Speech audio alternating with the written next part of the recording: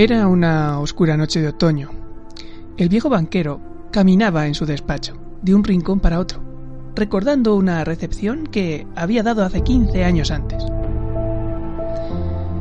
Asistieron a esta velada muchas personas inteligentes y se oyeron conversaciones interesantes. Entre otros temas, se habló de la pena de muerte. La mayoría de los visitantes, entre los cuales hubo no pocos hombres de ciencia y periodistas, tenían al respecto una opinión negativa. Encontraban ese modo de castigo como anticuado, inservible para los estados cristianos e inmoral. Algunos opinaban que la pena de muerte debería reemplazarse en todas partes por la reclusión perpetua. «No estoy de acuerdo», dijo el dueño de la casa. «No he probado la ejecución ni la reclusión perpetua, pero si se puede juzgar a priori, la pena de muerte, a mi juicio, es más moral y humana que la reclusión. La ejecución mata de golpe, mientras que la reclusión vitalicia lo hace lentamente. ¿Cuál de los verdugos es más humano? ¿El que lo mata a usted en pocos minutos o el que le quita la vida durante muchos años?» «Uno y otro son igualmente inmorales», observó alguien, «porque persiguen el mismo propósito, quitar la vida. El Estado no es Dios, no tiene derecho a quitar algo que no podría devolver si quisiera hacerlo». Entre los invitados se encontraba un joven jurista, de unos 25 años. Al preguntársele su opinión, contestó: «Tanto la pena de muerte como la reclusión perpetua son igualmente inmorales. Pero si me ofrecieran elegir entre la ejecución y la prisión, yo, naturalmente, optaría por la segunda. Vivir, de alguna manera, es mejor que de ninguna». Se suscitó una animada discusión entonces. El banquero, por aquel entonces más joven y más nervioso, de repente dio un puñetazo en la mesa y le gritó al joven jurista: «No es cierto. Apuesto 2 millones a que usted no aguantaría en prisión ni 5 años. «Si usted habla en serio», respondió el jurista, «apuesto a que aguantaría no 5 sino 15 años». «¿15? Está bien», exclamó el banquero. «Señores, pongo 2 millones aquí, encima de la mesa». «De acuerdo, usted pone los millones y yo pongo mi libertad», dijo el jurista. Y esa feroz y absurda apuesta fue concertada. El banquero, que entonces ni conocía la cuenta exacta de sus millones, mimado por la suerte y despreocupado, estaba entusiasmado por la apuesta. Durante la cena bromeaba a costa del jurista y le decía: «Piénselo bien, joven, mientras no sea tarde. Para mí, 2 millones no son nada, pero usted se arriesga a perder los 3 o 4 mejores años de su vida. Y digo 3 o 4 porque más de eso usted no va a soportar. No olvide tampoco, desdichado, que una reclusión voluntaria resulta más penosa que obligatoria. La idea de que en cualquier momento usted tiene derecho a salir en libertad le envenenará la existencia en su prisión. Tengo lástima de usted». Y ahora el banquero, caminando de un rincón a otro, recordaba todo aquello y se preguntaba a sí mismo: ¿para qué esta apuesta? ¿Qué provecho hay en haber perdido el jurista 15 años de su vida y en tirar yo 2 millones de rublos? ¿Puede ello demostrar a la gente que la pena de muerte es peor o mejor que la reclusión perpetua? No y no. Es un dislate, un absurdo. Por mi parte, ha sido el capricho de un hombre satisfecho y no por parte del jurista, una simple avidez por el dinero. Y él se puso a recordar lo que había ocurrido después de la velada descrita. Se decidió que el jurista cumpliera su reclusión bajo severa vigilancia en una de las casillas construidas en el jardín del banquero. Se convino que durante 15 años sería privado del derecho de traspasar el umbral de la casa, ver a la gente, escuchar voces humanas, recibir cartas y diarios y todo tipo de comodidades. Se le permitía tener un instrumento musical, leer libros, escribir cartas, tomar vino y fumar. Con el mundo exterior, según el convenio, no podría relacionarse de otra manera que en silencio, a través de una ventanilla arreglada para este propósito. Mediante una esquela podría solicitar todo lo necesario, los libros, la música y el vino, o el tabaco. Todo lo cual recibiría en cualquier cantidad únicamente por la ventanilla.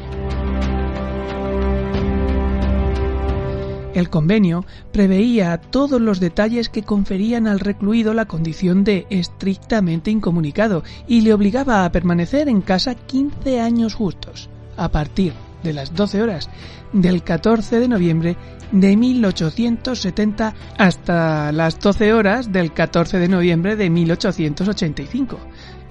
En total, 15 años. La menor tentativa de infringir estas condiciones por parte del jurista, aunque fueran 2 minutos antes del plazo, liberaba al banquero de la obligación de pagarle los 2 millones.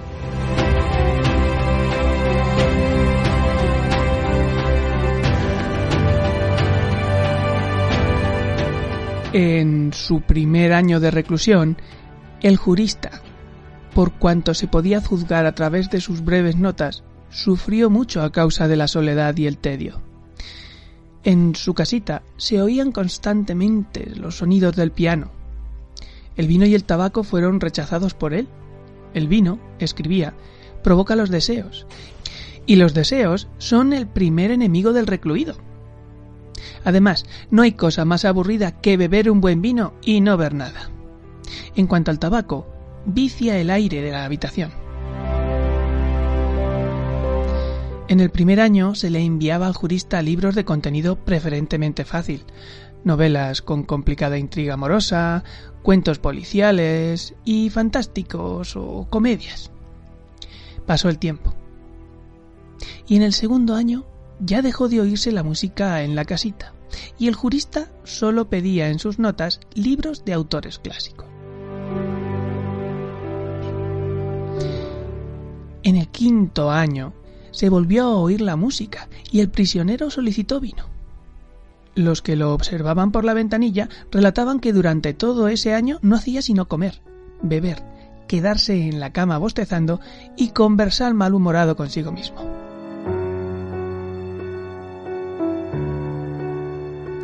No leyó más libros. A veces, de noche, se ponía a escribir durante largo rato y a la madrugada hacía pedazos todo lo escrito. Más de una vez se le oyó llorar.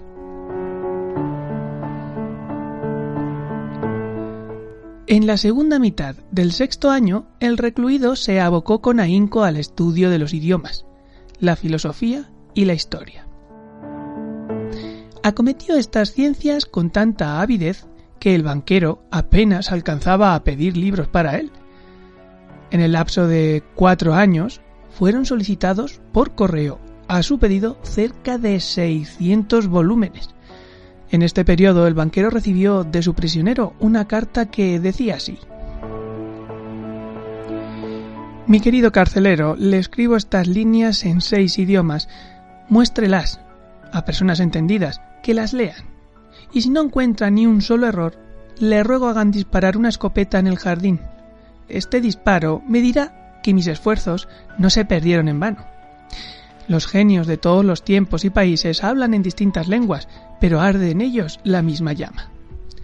Oh, si usted supiera qué dicha sublime experimento ahora en mi alma, porque puedo comprenderlos. El deseo del recluido fue cumplido, y el banquero mandó disparar la escopeta en el jardín 2 veces.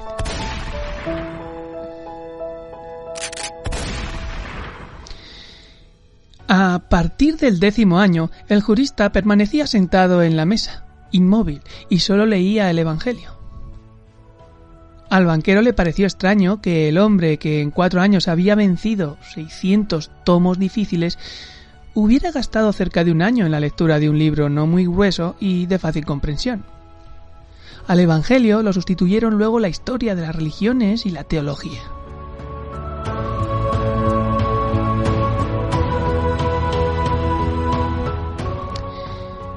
En los 2 últimos años de reclusión, el prisionero leyó una extraordinaria cantidad de libros, sin ninguna selección. Ora se dedicaba a las ciencias naturales, ora pedía obras de Byron y Shakespeare. En sus notas solicitaba a veces, al mismo tiempo, un libro de química, un manual de medicina, una novela y un tratado de filosofía o teología. Sus lecturas daban la impresión de que el hombre nadase en un mar entre los fragmentos de un buque y, tratando de salvar la vida, se aferraba desesperadamente ya a uno o a otro de ellos. El viejo banquero recordaba todo esto, pensando, y decía: mañana a las 12 horas él obtendrá su libertad. Según las condiciones, tendré que pagarle 2 millones. Y si le pago, está todo perdido. Estoy completamente arruinado definitivamente.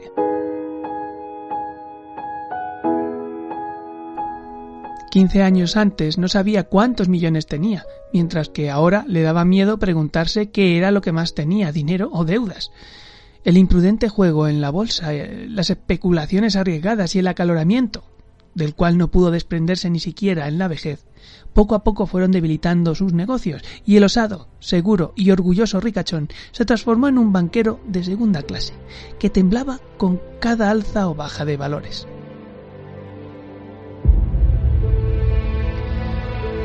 «Maldita apuesta», farfullaba el viejo agarrándose la cabeza. «¿Por qué no habrá muerto ese hombre?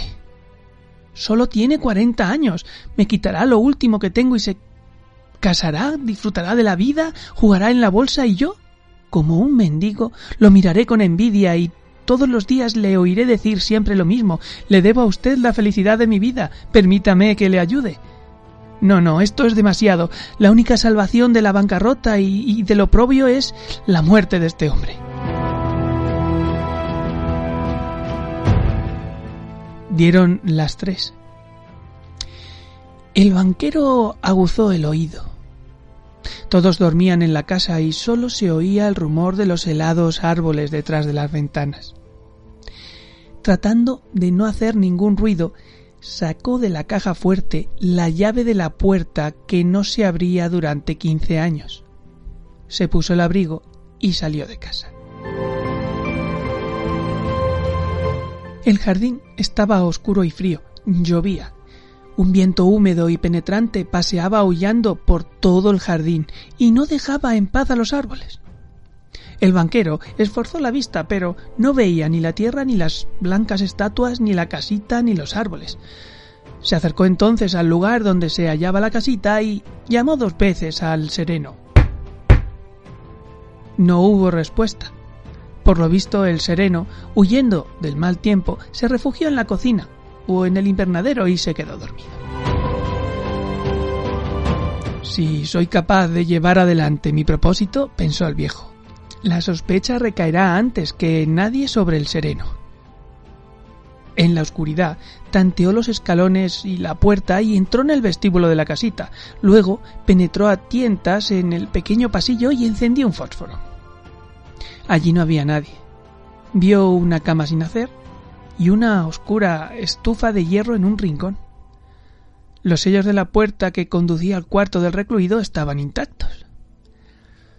Cuando la cerilla se había apagado, el viejo, temblando de emoción, miró por la ventanilla.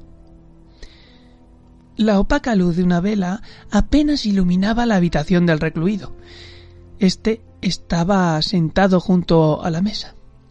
Solo se veían su espalda, sus cabellos y sus manos.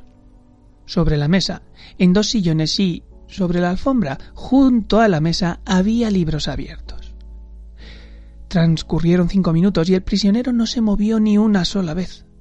La reclusión de 15 años le había enseñado a permanecer inmóvil. El banquero golpeó con el dedo en la ventanilla, pero el recluido no hizo ningún movimiento. Entonces el banquero arrancó cuidadosamente los sellos de la puerta e introdujo la llave en la cerradura. Se oyó un ruido áspero rechinar en la puerta. El banquero esperaba el grito de sorpresa y los pasos, pero al cabo de 3 minutos, el silencio detrás de la puerta seguía inalterable. Decidió entonces entrar en la habitación.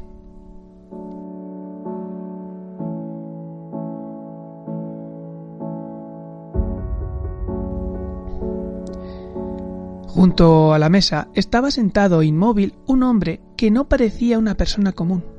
Era un esqueleto cubierto con piel y largos bucles femeninos y una enmarañada barba.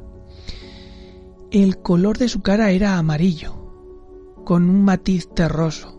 Tenía las mejillas hundidas, espalda larga y estrecha, y la mano que sostenía su melenuda cabeza era tan delgada que daba miedo mirarla.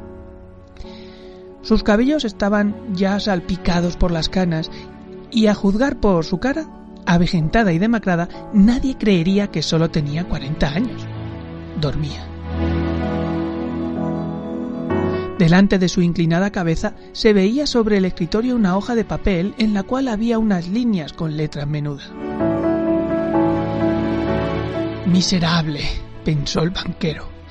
«Duerme y probablemente sueña con los millones. Pero si yo levanto este semicadáver y lo arrojo sobre la cama y lo aprieto un poco con la almohada, el más minucioso peritaje no encontrará signos de una muerte violenta. Pero leamos primero estas líneas».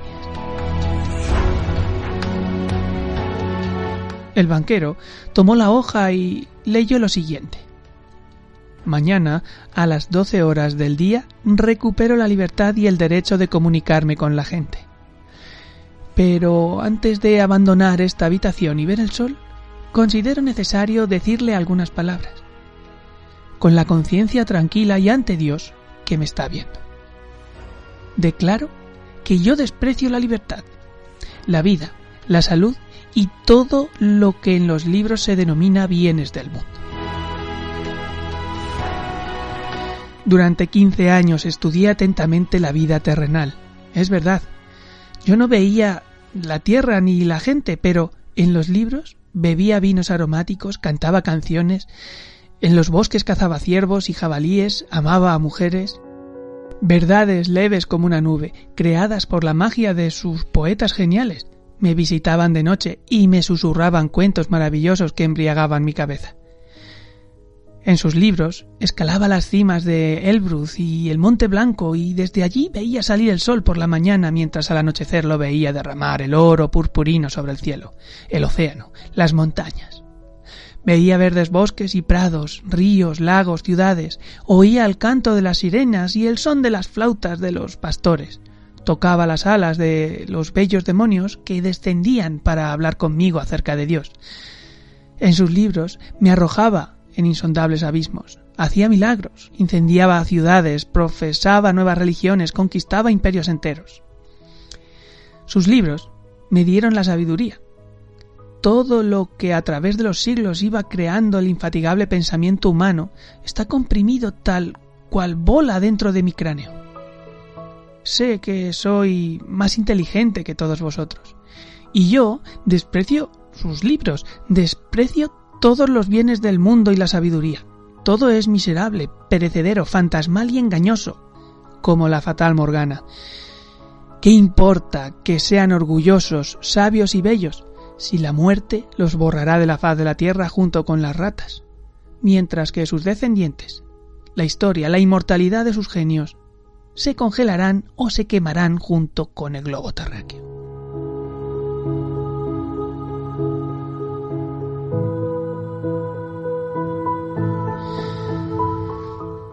Ustedes han enloquecido y marchan por un camino falso. Toman la mentira por la verdad y la fealdad por la belleza.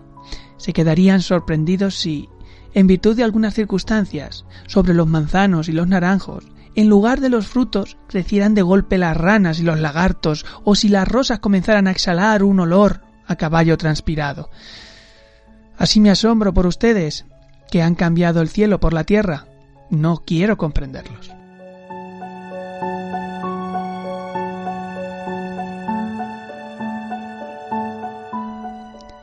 Para mostrarles, de hecho, mi desprecio hacia todo lo que representa la vida de ustedes, rechazo los 2 millones, con los cuales había soñado en otro tiempo, sí, como si fueran un paraíso, y a los que desprecio ahora totalmente.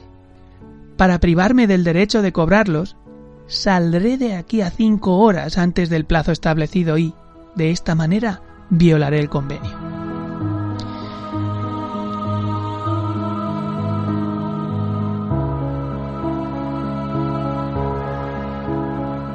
Después de leer esta hoja, el banquero la puso sobre la mesa, besó al extraño hombre en la cabeza y salió de la casita llorando. En ningún momento de su vida, ni aun después de las fuertes pérdidas de la bolsa, había sentido tanto desprecio por sí mismo como ahora. Al volver a su casa, se acostó enseguida, pero la emoción y las lágrimas no lo dejaron dormir durante un buen rato.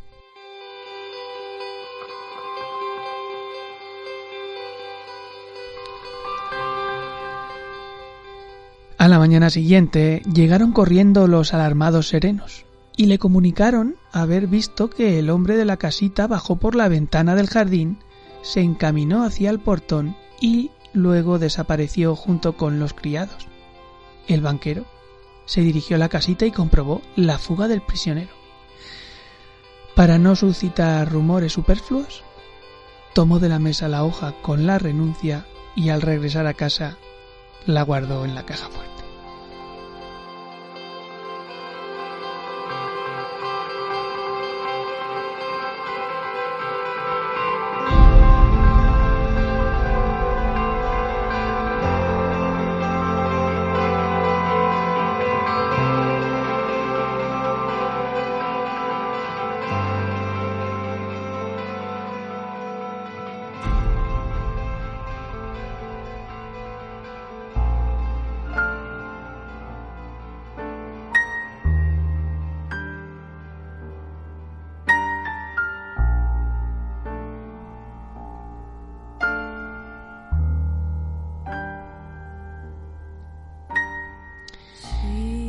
Bueno, y hasta aquí el relato de hoy, un relato que nos han compartido desde redes sociales, una persona que no quiere mantener su anonimato, y bueno, es una historia que nos habla del tiempo y del dinero. Básicamente es eso.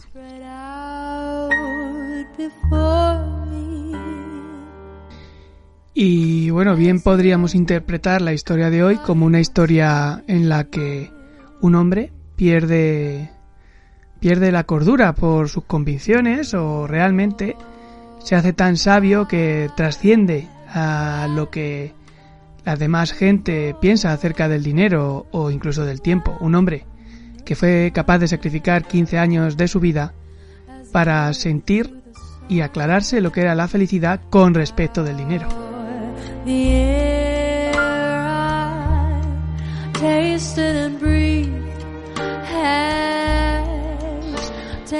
Muchas veces nos quedamos en la diatriba, ¿no?, de elegir entre momentos donde el dinero toma protagonismo o donde momentos en los que la felicidad muchas veces no está relacionada con el mismo.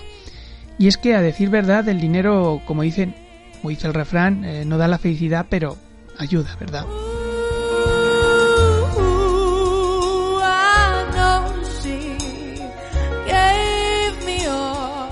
En fin, este texto que hemos leído hoy es un texto del escritor ruso Anton Chejov, ¿vale? El relato se llama La apuesta, y bueno, me ha parecido una historia digna de ser recordada, así que en esta humilde cápsula temporal la vamos a dejar.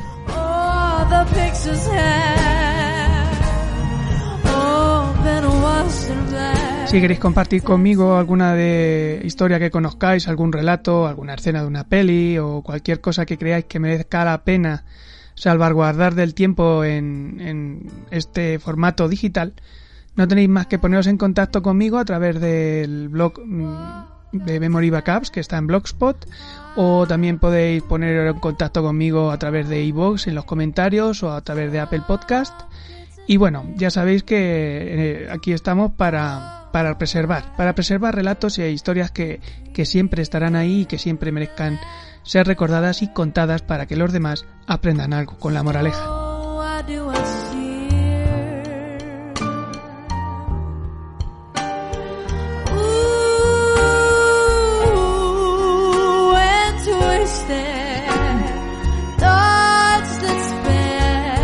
Y bueno, el tema del dinero también es algo tan personal y cada uno lo trata de una manera que me ha parecido buena idea cerrar un poquito el podcast de hoy con un par de frases, ¿no? Una de Woody Allen, que dice que el dinero no da la felicidad, pero produce una sensación tan parecida que solo un auténtico especialista podría reconocer la diferencia. Y terminamos con William Shakespeare, que decía que el dinero es la felicidad humana en abstracto. En consecuencia, aquel que no es capaz de ser feliz en concreto pone todo su corazón en el dinero.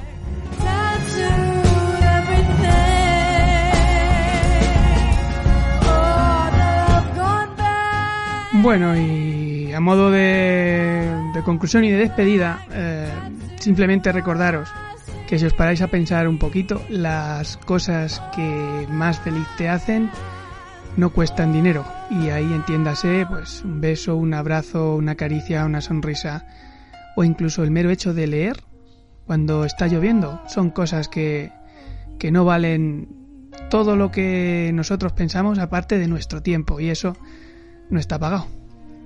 Así que bueno, nos vemos dentro de 15 días, aunque no sé si podré, porque últimamente llevo un poco de lío y no tengo tanto tiempo para el podcast. Y bueno, en el caso de que tarde un poco más, no os preocupéis, que nos veremos en el siguiente episodio. Un saludete, chao chao.